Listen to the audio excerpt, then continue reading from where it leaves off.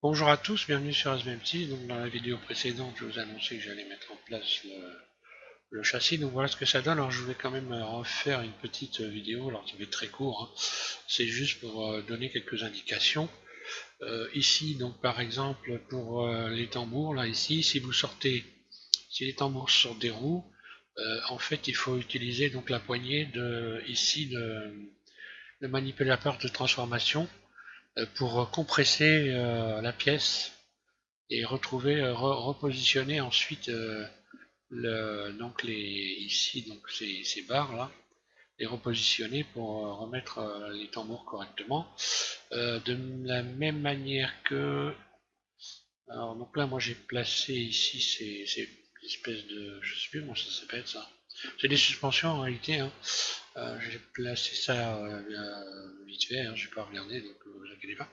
Donc sur ce châssis, il ne nous restera plus qu'à ici donc, coller là, les suspensions qui sont ici pour le stabilisateur là. Et puis voilà, on n'ira pas beaucoup plus loin. Donc quand vous allez regarder les plans, vous allez voir, j'ai quand même allégé un petit peu quand même, hein. Il y a des choses que j'ai pas tout n'y est pas, hein, parce que là, autrement, les boulons et tout ça, je me suis abstenu.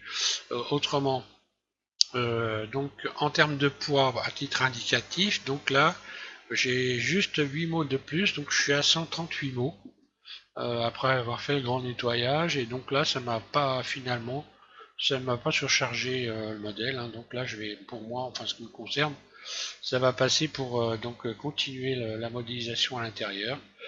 Voilà, c'est un peu le but qu'il faut atteindre, hein, essayer d'arriver à peu près dans ces eaux-là, hein, 138, 140, 150 mots maxi, hein. Autrement, bah, faites du nettoyage. Voilà.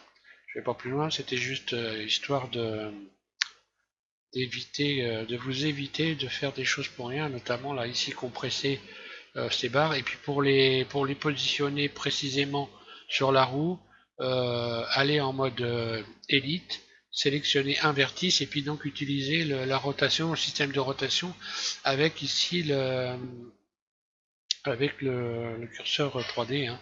Vous faites une rotation comme ceci de l'ensemble pour venir repositionner dans ce sens-là les, les essieux, hein.